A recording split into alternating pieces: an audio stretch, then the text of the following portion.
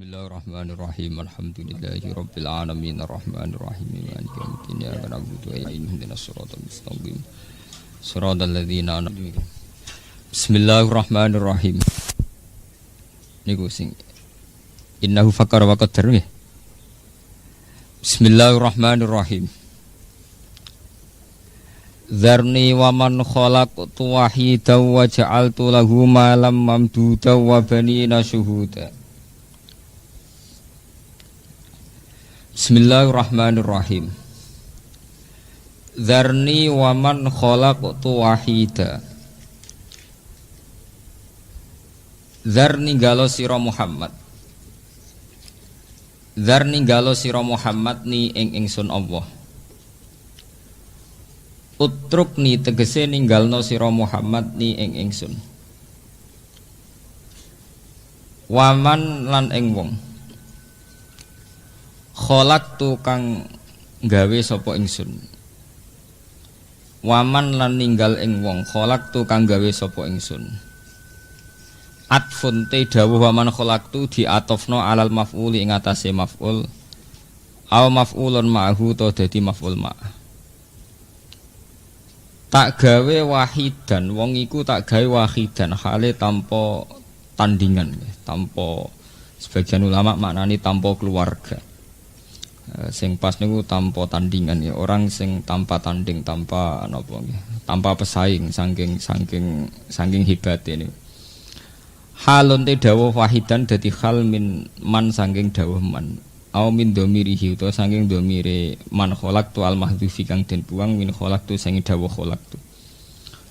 Emun faridan tegese dhewean bila ahlin kelan tanpa ahli wala malin lan tanpa bondo. Wa teman niku Al-Walid bin Mughirah Al-Makhzumi. Wa ja'altu lan gawe sapa ingsun lahu maring man malan ing donya mamdudan ingkang den akeh-akehno utawa malan ing donya mamdudan ingkang luas. Ayawasi antekese ingkang luas. Muttasilan ingkang berkelanjutan minaz zuru'i sange pira-pira tanaman wa duru'i lan pira-pira puan, pira-pira susu. Wa tijarati lan perdagangan. Wa banina lan pira-pira anak lanang asyratan tegese 10 aksara luwih akeh. Syuhudan ingkang par kabeh, ingkang ahli kesaksian kabeh. Aya saduna tegese padha nyekseni sapa albanin almahafila ing pira-pira pesta. Watus maulan den rungu apa syahadatuhum apa pira-pira kesaksiane albanin. Wa mahattu lahu tamhida. Wa mahabtu lan ngluwasno ingsun basattu tegese ngluwasno sapa ingsun lahu maring man fil aisy ing dalam penguripan wal umri lan umur waladilan anak tamhidan kelawan luas tenan. Tapi sumayat mau an azid mongko nuli kepengin sapa man an azida yen to ngekeki tambahan sapa ingsun. Kala aja mengkono la aziduhu ala dzalik. Ora bakal nambahi ingsun hu ing man ala dalika ing atase mengkono-mengkono kabeh. Maksude kalian sing wis dimiliki. Innahu kana li ayatina anida. Innahu sak temene man kana ana sapa man li ayatina maring pira-pira ayat ingsun. Ayil Qur'ani tegese Qur'an niku anidan niku wong sing akeh ingkare. Mu'anidan tegese wong sing akeh ingkare. Saurhikuhu sauda. Bakal ngunggahna sapa ingsun. Maksude meksa sapa ingsun hu ing man ukallifuhu tegese meksa ingsun hu ing man. Saudan ing ngrasakno siksa. Masyaqqatan tegese kepayahan al azabi saking siksa. Auja balan to gunung minarin saking neraka. Yas'adu fihi ingkang munggah sapa man fi ing dalem nar. Sumayahwi mongko nuli medun sapa man abadan ing dalam selawase. Kena apa disiksa innahu fakkara wa qaddar. Innahu sak temene manu fakkara iku mikir-mikir sapa man. Fima ing dalam perkara yaqulu kang bakal diucapno apa ma utawa kang bakal ngucap sapa man fil Qur'ani ing dalam Qur'an alladzi kang sami'ahu kang krungu sapa man hu ing Qur'an lan Nabi sang Kanjeng Nabi sallallahu alaihi wasallam. Wa qaddara fi nafsihi dzalik wa qaddara lan gawe cara bahasa sani gawe simulasi, gawe reka-reka sapa man.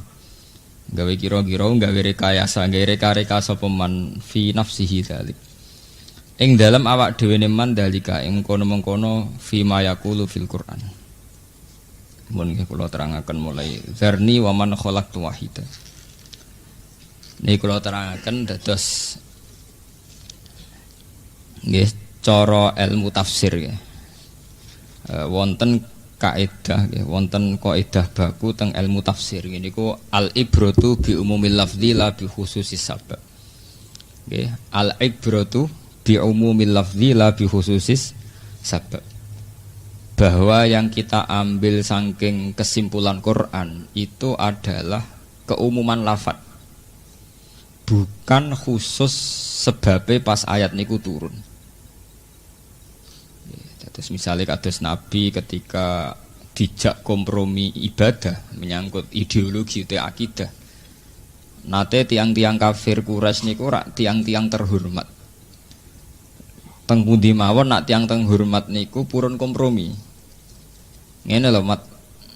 Wong kowe ku jek sanak jek keluarga, tapi kowe duwe ideologi di akidah sing berbeda, yaiku kowe nyembah pangeran sing jaremu Allah. Kita nyembah berhala. Ya ngene Mat, timbang saling menghujat mbek sanak rapik, aku tak nyembah pangeran 6 setahun, ki nyembah pangeranku setahun. Jadi saling menghormati. Iki ya mlebu gereja, aku ya tak mlebu masjid gentenan, ngene kok repot. Asbabun nuzul ayat itu semua ulama sepakat asal usulnya kayak itu. Kemudian turun qul ya ayyuhal kafirun la a'budu mata budin. Lah, yang dapat disimpulkan menyangkut akidah, Nabi tetap mboten kompromi. Nabi ya tidak mau nuruti permohonan mereka bahwa Nabi harus nyembah berhala setahun. Meskipun konsekuensinya Nabi juga siap, mereka juga gak gelem nyembah Allah. Lalu terus turun qul ya ayyuhal kafirun la a'budu mata budin. Nah, balik tenggene al-ibratu bi umumil lafzi, bahwa kita ngambil kesimpulan Quran adalah sesuai nas umum nggih, atau dawuh umum teng Quran. Ya kita akan begitu. Kita secara akidah ndak akan kompromi. Kita ndak akan mau beribadah model Kristen atau model Yahudi, meskipun konsekuensinya mereka ndak perlu ibadah seperti kita. Meskipun asbabun nuzule utawi asbabul wurud ayat niku nggih tentang napa? Tentang wau peristiwa wau. Nggih sami begitu. Niku mun kaidah dasar nggih. Misale sing dikhitobi tahajud ke Kanjeng Nabi. Nggih wa minal laili fatahajjat bihi nafilatal lak. Fatahajjat itu khitobe mufrad. Mufrad kangge Kanjeng Nabi, mat kowe nak bengi tahajud. Ya, tapi karena sampai ada kaidah tadi sampai sekarang umat Islam kesunatan apa? Tahajud. Ya begitu terus ya. Jadi secara umum kaidah ilmu tafsir itu al-ibratu bi umumil lafzi la bi khususis sabab. Nah sakniki Allah cerita tenggene surat Muddatsir. Muhammad niku gadah musuh. Nggih. Nabi kan surat Makkiyah, ngeling-eling surat niki termasuk Makkiyah. Dalam periode Mekah Nabi niku gadah musuh. Yang kalau dibanding beliau itu sangat tidak banding secara kasta sosial maupun strata ekonomi, dari sisi manapun itu tidak banding. Nabi itu yang melarat, ya anak wong soleh, tapi anak tokoh. Jadi anak yang soleh, derek suku Quraisy tapi yang tidak pegang kendali, ya. Derek suku Quraisy tapi yang tidak pegang kendali. Jadi Sayyid Abdullah Abu Thalib itu tidak termasuk orang yang terhormat dalam dari Nadwa. Artinya cara sakniki tidak pegang otoritas politik. Jadi yang tidak pegang otoritas tentang Mekah Madinah. Jadi beliau itu keluarga besar tapi tidak yang pegang otoritas. Wis ngoten Nabi nasibe mulai alit teng kandungan pun ditinggal abahe. Terus setelah 6 bulan ibuke wafat, terus buruh. Nah, cara sakniki nderek Ibnu Abi Kapsah, terus derek tiang hanya sekedar untuk makan. Sehingga ketika Nabi mendakwahkan diri sebagai Nabi, terus musuhan mbek tiang sing waja'altu lahu malam mamduda banina napa syuhuda wa mahattu lahu tamhida. Musuhan mbek tiang yang secara finansial itu kuat, secara pasukan kekeluargaan juga napa kuat. Lah karena ndak banding ini kata Allah zarni waman khalaqtu wahida. Mat iku ora usah tanggapi. Musom sing gak sebanding mbek kowe ora usah tanggapi. Iku urusanku. Maksudnya zarni waman khalaqtu napa? Wahida. Cara bahasa Jawa iku ora level mat, ora urusan, iku urusanku. Mergo cara sejarah ki mboten banding. Nggih, mergo sitok kere. Musa wong sugih di pengaruh. Kadang tiyang sugih kan gak dipengaruh, iku sugih di pengaruh. Kanjeng Nabi latihan dadi nabi wis melarat gak ndek napa? Pengaruh. Sehingga kalian Allah dihibur dzarni wa man khalaqtu wahida wa ja'altu lahu malam mamduda. Nah, terus kelebihane musuh-musuh Nabi niku tesih gadah kelebihan di luar niku. Gini ku orang-orang terpelajar. Jadi Mekah ini ngaten kula cerita geografi Mekah.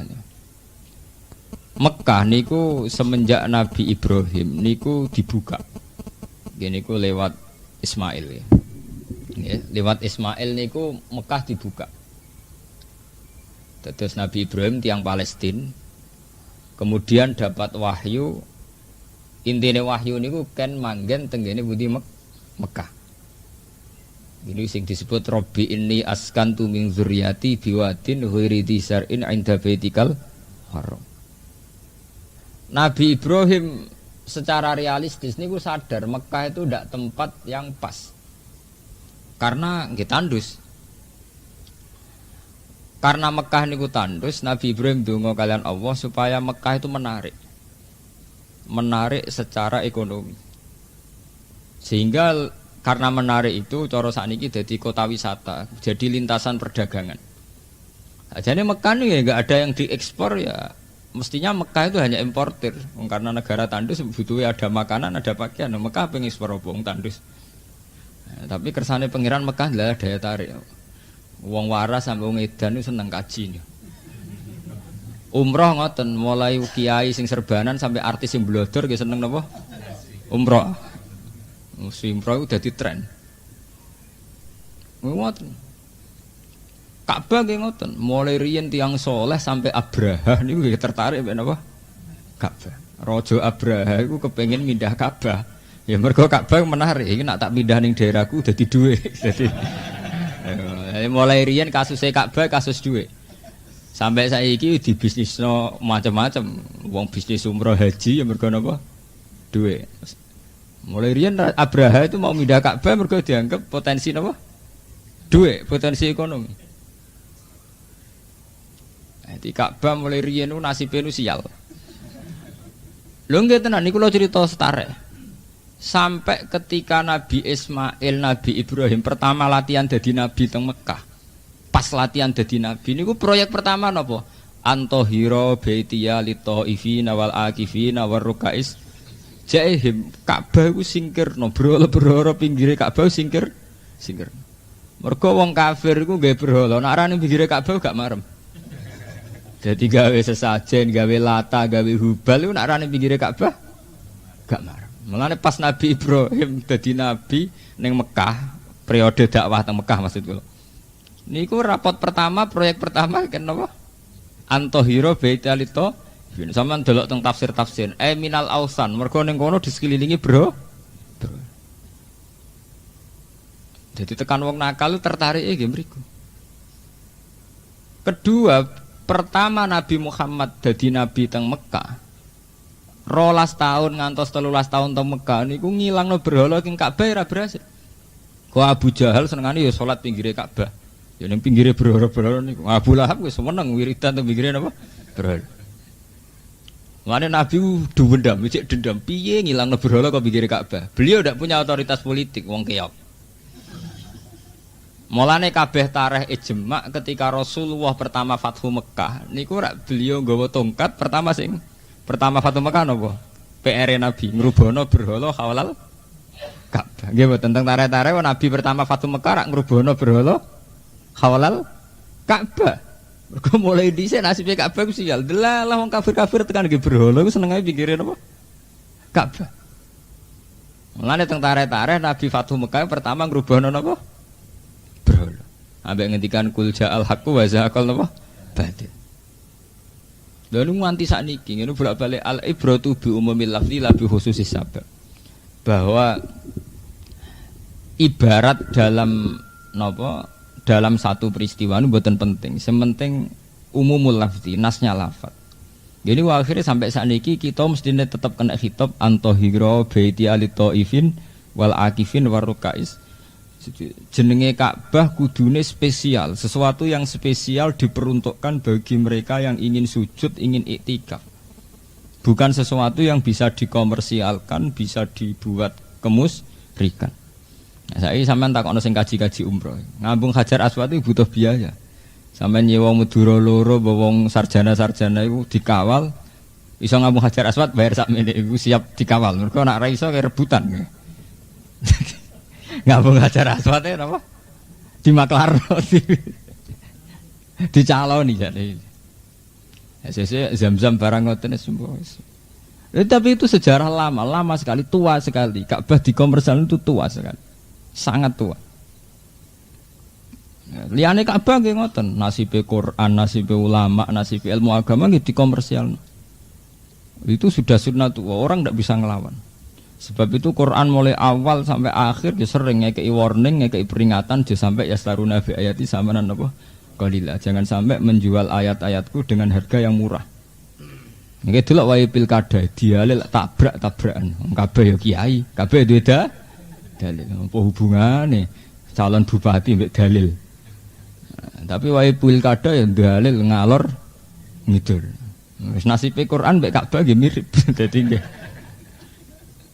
Zaman kiai kampung ora mesti apal hadis al hajjul mabrur la salahu jazaa'un ilal jannah. Nak bereki apal dikene baliho. Dikene baliho gede al hajjul mabrur la salahu jazaa'un apa? Ilal jannah. Ya karena itu sejarah Ka'bah Quran itu sesuatu yang selalu dipandang oleh mereka sing fi qulubi maradun yang hatinya sudah sakit sebagai barang komersial. Ya, barang apa? Komersial. Lane zaman panjenengan Ki Arwani fatwa santriku haram melok musabaqah Quran itu bukan nilai musabaqahnya karena ya setiap kali barang sakral itu bisa dikomersialkan. Ini wow, jimat paling mandi di sini Istanbul jari Quran cilik. Yo didol. Tambah dimitosno asli, tambah sawangane bludhu, tambah larang. Tambah sawangane bludhu asli, tambah napa? Larang. Apa adalah mboten disebuti petilasane Sunan Bonang itu oleh negara dianggap cagar budaya. Aset budaya, bukan aset ritual, aset budaya. Kemudian yang dikomersialkan petilasane Sunan Bonang Pasujudan itu nanti yang kelola itu wisata. Artinya karena yang kelola negara itu dipandang secara sekuler, ini aset wisata. Bali ya punya gereja, nanti Magelang yang punya Borobudur, Tuban di peninggalan Sunan. Tapi dipandang secara setara, ini sama-sama aset apa? Wisata. Ya, terus pikirannya perdane, pikirannya ini nak karcise sakmene, income sakmene. Ya soal-soal sampean nangis santri ora Gus nak kula mriko ibadah kok urusanmu mbek pangeran. Lah nek negara memandang iki karcis kudu rego sakmene. Engko pemasukan sakmene. Titik. Ya haji ya sama. Arab Saudi itu ketika disuruh menurunkan kuota itu abote ra karuan. Padahal secara teori rasional jelas terjadi kegaduhan dalam balang jamroh, balang macam-macam. Iku ya mergo kuotane kakean. Ya, tapi nak kuota sithik kan diakibat iso mbok hitung dhewe. Nak kuotane disidhekno iso mbok hitung. Ya to nak 2 juta sak mirip pemasukane nak 1 juta. Itu masalah-masalah yang sudah klasik. Mulane sampean dadi wong kudu pinter-pinteran ikhlas. Hanya yang menyelamatkan dunia itu hanya satu ikhlas. Nek ora ono ikhlas wis tutup lho. Tapi takrife ikhlas iku aja kaya wong-wong. Takrife ikhlas ikhlasul amal lillah. Nek iso ana amale lagi diikhlasno, ora kok ora ono amale ikhlas iku. Jadi kowe nek sing ngamal lagi napa? Diikhlasno. Misale kula sedekah ora ikhlas. Ora lumayan sedekah ora ikhlas timbang ra sedekah blas malah ra iso ikhlas blas. Wong syarat ikhlas sedekah sik lagi diikhlasno. Tarife ikhlas ku ngikhlasno amal. Lan ora ana amal ya ikhlasno napane. Pun kalau balik teng cerita niki tadi. Allah itu punya tradisi begitu ya. Jadi bahasa dzarni itu tradisinya Allah dalam menghadapi musuh-musuh Muhammad sing dianggap gak banding. Jadi ayat niki sami kalian tenggene surat liyane dzarni wal mukadzibina ulin na'mati wa mahilhum qalila. Orang-orang sing kowe ra banding Muhammad iku urusanku. Ya termasuk ketika Nabi ngadepi tenggene perang Badar, perang Uhud, perang Khandaq.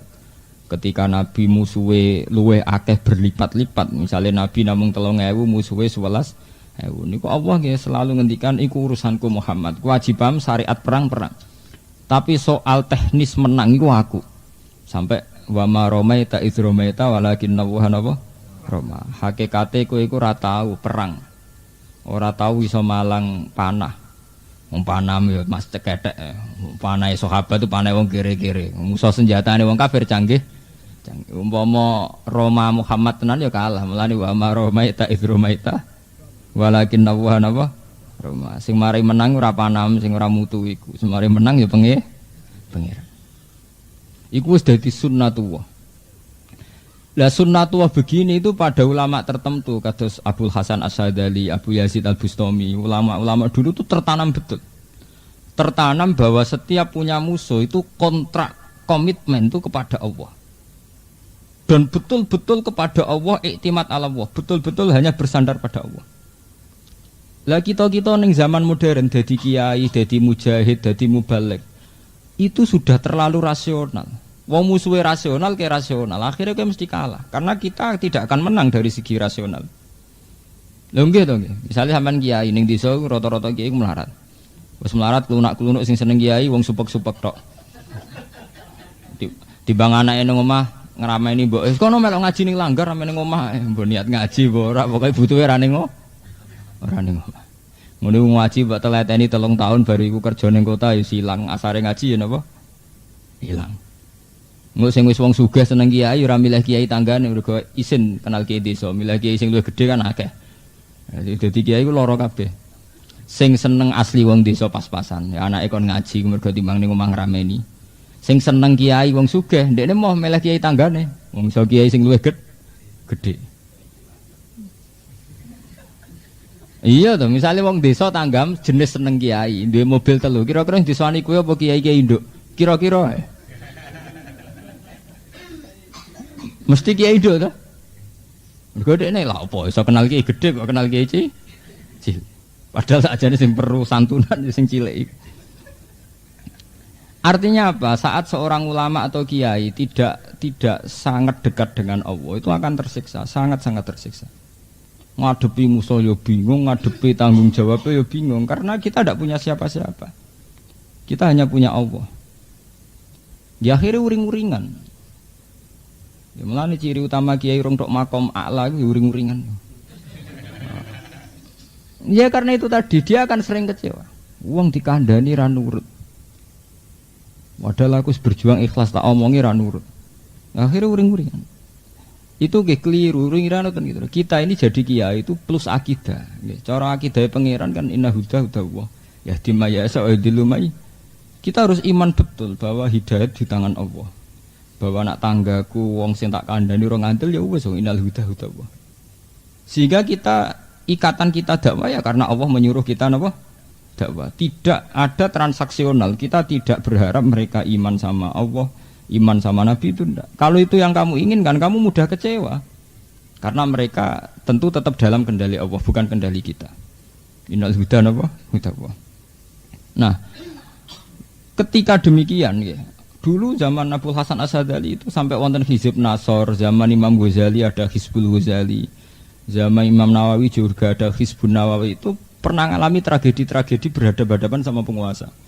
Dulu Imam Nawawi itu pernah mau dipenjara sama penguasa saat itu. Imam Ghazali juga pernah, Ihya itu berkali-kali dibakar. Hasan As-Sadali juga sama. Tapi mereka orang-orang yang benar-benar iktibar sama zaman Rasulullah ngadepi tokoh-tokoh Quraisy. Gini ketika ada banding, nggih zarni wa man khalaqtu napa? Mereka bisa sendiri dengan Allah. Bisa nyaman iktimat Allah. Sehingga ya kayak itu tadi, kayak lafaz-lafaz di Hizib Nasr itu. Dengan segala keperkasaan musuh, beliau hanya nikmati maca wiridan Hizib Nasr. Zaman Imam Ghazali ya Hizbul Ghazali. Imam Nawawi juga punya Hizbun Nawawi. Itu bukan nilai hizibnya, nilai iktimat ala Allah, tawakal ala Allah. Lah kalau sekarang kan enggak. Kita ini ngadepi musuh sing tidak religius, kita sendiri terlibat, ikut tertarik tidak religius. Ya wis sing akhirnya tauhid kita juga tercerabut. Misalnya sampean di musuh wong sugih, piye carane ngalahno wong sugih? Nah, aku kudu kancaran wong sugih, berarti kan keiktimat ke makhluk. Piye supaya ngalahno partai agama enggak? Nggih partai kiai, tapi kok enak dadi partai ya ndak beda jauh gaya bangane, cuma beda sithik ngono. Itu masalah-masalah klasik. Ya itu tadi kita memang harus selalu iktimat ala Allah.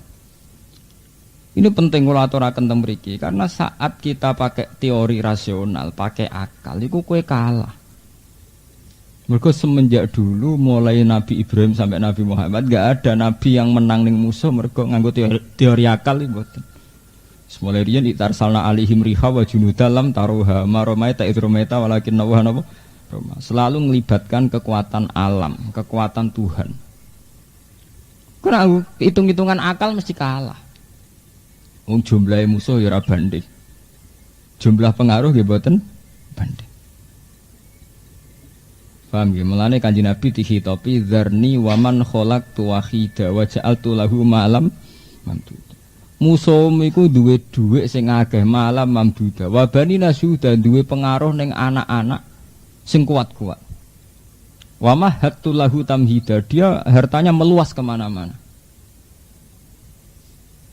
Ini kula peringataken teng jamaah mriki bahwa apa yang kita alami sekarang ya, misalnya sampean di perasaan wong Islam tertindas, kaum santri tertindas. Perasaan itu normal. Sebagai kita mencintai umat Islam, perasaan itu normal sekali. Tapi kamu jangan pernah berpikir bahwa Islam kalah. Islam tidak pernah kalah. Yang kalah itu perasaan jenengan. Misalnya begini sekarang. Islam zaman Pak Karno. Ketika Pak Karno bikin Nasakom, perasaan kita ini kayak dilecehkan. Karena Pak Karno ngakui komunisme. Mengakui paham apa? Komunis. Ketika era Pak Harto wong Islam perasaane kalah mergo jare sing jabat Murdani Sudomo.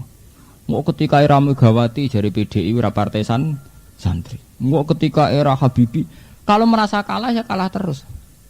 Tapi yang dikatakan Islam indawa adalah banyaknya orang sholat, banyaknya orang sujud. Padahal kalau melihat trennya orang sholat saiki dhisik akeh ndi kata saniki. Wong seneng maca Quran riyen kalian saniki kata putih. Karena saniki anak maling pitik wong ra salat TPQ kabeh.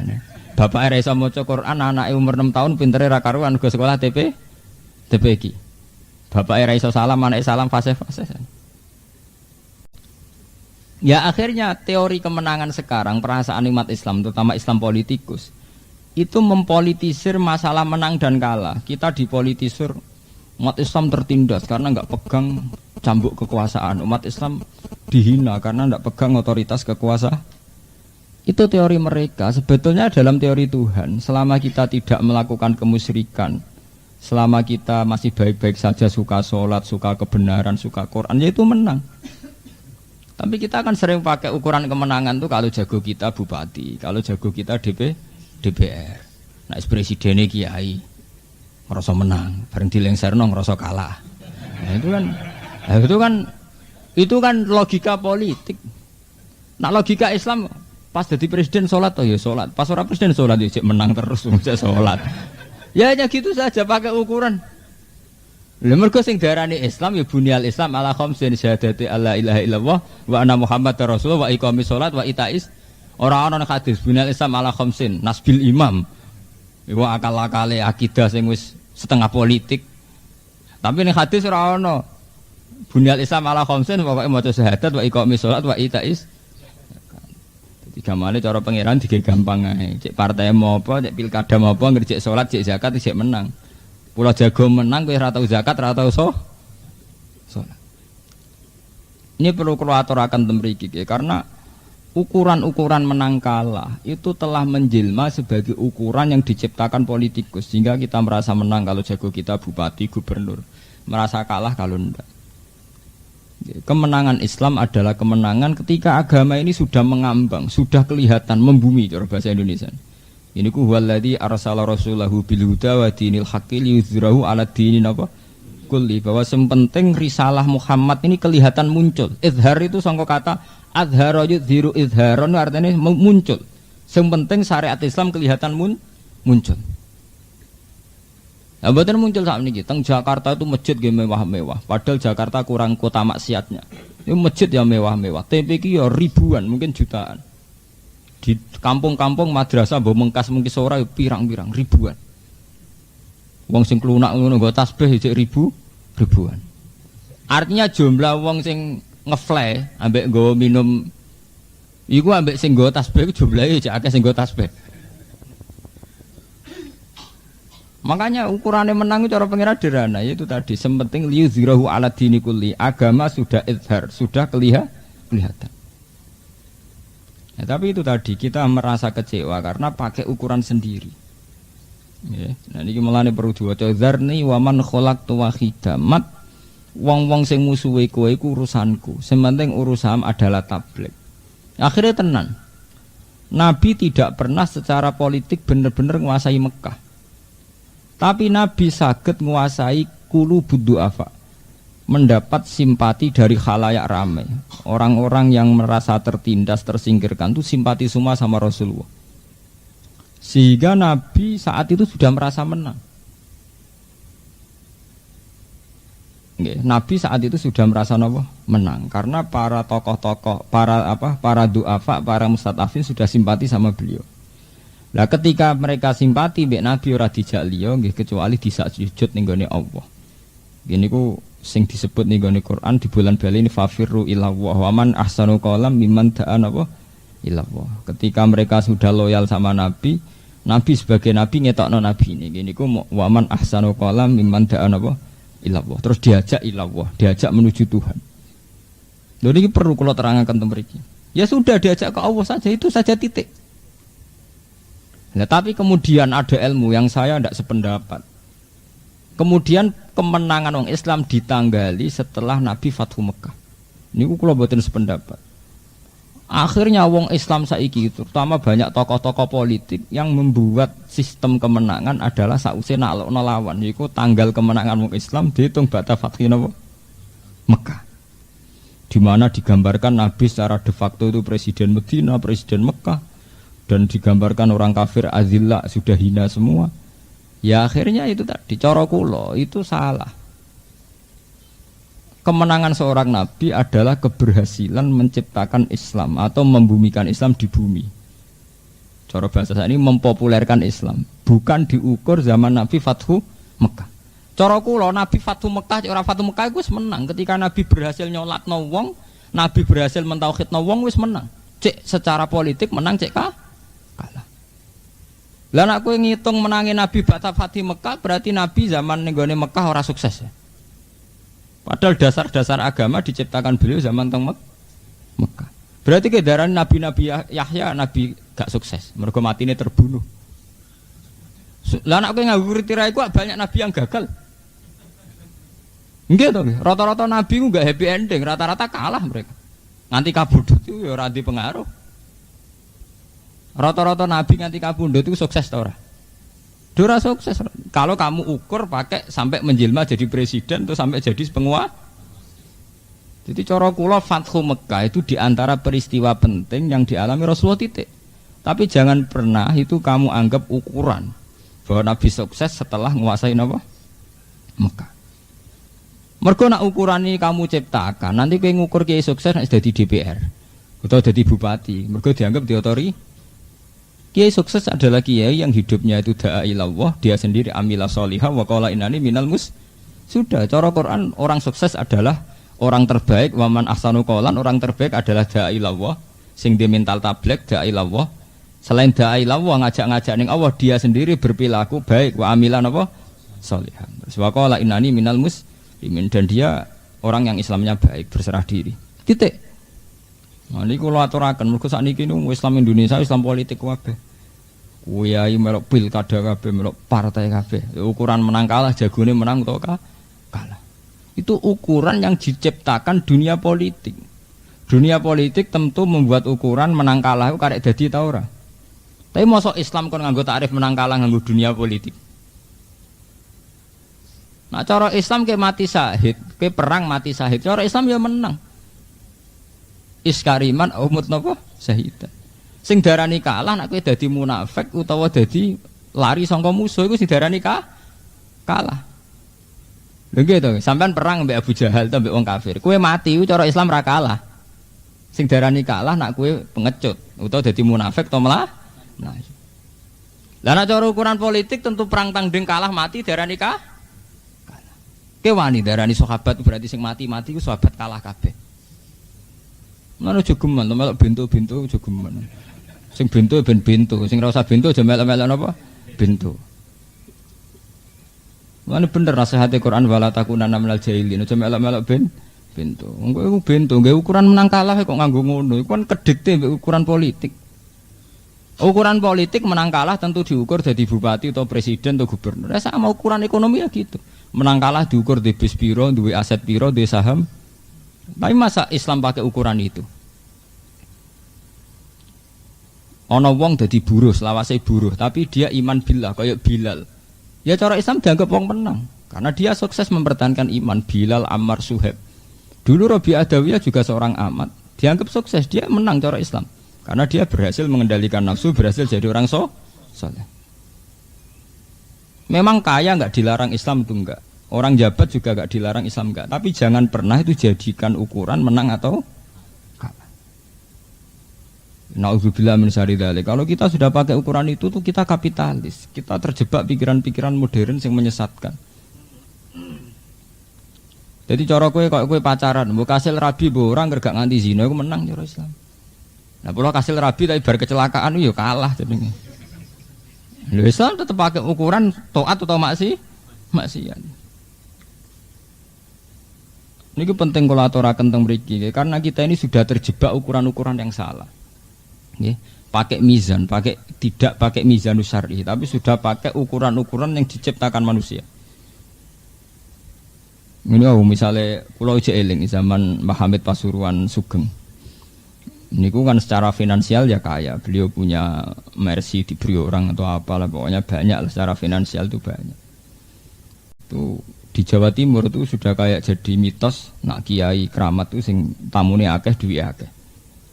Jare Mbah Mun guru kulon. Nak wong Islam wis dadi ngene iki ku awal laknat. Mergo ngukur wali ku nak sugih ta ora sugih. Dadi ngukur wali tamune akeh mbek ra tamune akeh. Nah terus kapan wali sing wong sing takwa mbek Allah? Ya seperti itu. Itu kan ukuran kebodohan. Kita memang yakin kayak Kiai Hamid Pasuruan, Kiai Hamid Kajuran, Kiai wali-wali itu memang wali betul. Tapi selalu tahu-tahu kita terjebak ana setane liwat. Ngukur wali delok dhuwit teko dhewe. Delok le mobil teko. Sehingga lama-lama kita pakai ukuran itu. Tidak pakai ukuran kesalian pribadi, misalnya istiqomahnya jamaah subuh utawa istiqomah wiridan hatta mletheke srengenge utawa hatta surupe srengenge. Tahu-tahu kita terjebak pakai ukuran tamune teko dhewe dhuwit teko. Nah, lama-lama kita tidak pakai ukuran spiritual, misalnya itu tadi nak wiridan subuh nganti tulus samsi, nak wiridan ngasar nganti tulus huruf samsi sampai surupe napa srengenge. Niki penting kula aturaken ten mriki. Lama-lama kita akhirnya kapitalis. Mandang kiai sukses ya gitu. Beliau dekat dengan presiden, beliau penasihat bupati. Ya itu kan rahmat. Ya kita enggak mungkiri itu rahmat. Kita punya uang rahmat, kita penasihat bupati rahmat. Tapi kalau itu jadi ukuran kesalehan, itu kecelakaan. Ya. Mulane tenggene tradisi kita ini banyak yang jahiliyah itu tadi. Ngelem wali tapi ngeledak jebule ngelem donyane. Itu tadi kita sering pakai ukuran sing diciptakan orang awam. Delok le wong iku keramat dhuwit teko dhewe. Dhuwit teko dhewe cek ora colok ora penting. Cara Islam ukuran teko dhewe itu hukume piye? Halal apa haram? Nek dhuwite akeh wajibane piye? Zakat apa sedekah kan jelas. Cara Islam cara kula ngukure kan gampang. Bukan terus itu jadi napa ukuran. Tenan sejarah Islam terbukti ketika Rasulullah kapundhut Abu Bakar Umar itu cara lahir diarani khalifah. Wong-wong ahli tarikh nyebut iku dipadakno mbek sistem modern jenenge presiden. Jadi Abu Bakar dianggap presiden, Umar dianggap napa? presiden. Sehingga yang penulis-penulis sejarah itu rata-rata orang sekuler, orang-orang yang cara berpikir sekuler. Sehingga ditulis Umar mengatur sistem pemerintahannya begini, Abu Bakar begini. Padahal sampai nak maca ning Bukhari ning Muslim niku Abu Bakar ya kok iki desa klunak-klunuk ngono ae. Wong dekne ku anggere subuh ngimami subuh, anggere ngasar ngimami ngasar. Umar nganti kapundhut ya dadi imam terus. Terus mbok pikir, mosok presiden yang ngimami salat teh. Ya karena bagi Umar, bagi Abu Bakar beliau bilang ini imamah fiddin. Bahwa kepemimpinan dalam Islam adalah imamah fiddin, kepemimpinan dalam agama. Sebab itu yang beliau giatkan ya salat. Sampai beliau ngimami salat masjid. Nah, mosok presiden kok penemu sholat tarawih, kayak Umar itu presiden penemu sholat tarawih. Ya, presiden tenan ya, nembokno sistem ekonomi, apa? Ya mereka presiden ya mau negara itu butuh aturan dan diantara sistem itu butuh presiden, butuh menteri itu saja. Tapi orang hati dijiwai terus kubak urusan dunia nih buat. Jadi beliau nak sholat gini imami, ya begitu, gini tarawih, gini cerita tentang faraid. Sayyidina Ali selawase tiap pidato ya tanya jawab tentang hukum. Tapi karena penulis tarikh itu rata-rata orang sekuler, yang diceritakan itu bagaimana Umar membagi harta warisan, bagaimana Umar mengkapling-kapling tanah sawah di Irak. Ketika pasukan Umar memenangi Palestina, apa yang beliau lakukan? Termasuk ono versi Umar mlebu gereja ngresiki tletong, termasuk sini go kampanye tiang-tiang sekuler kan itu. Itu macam-macam.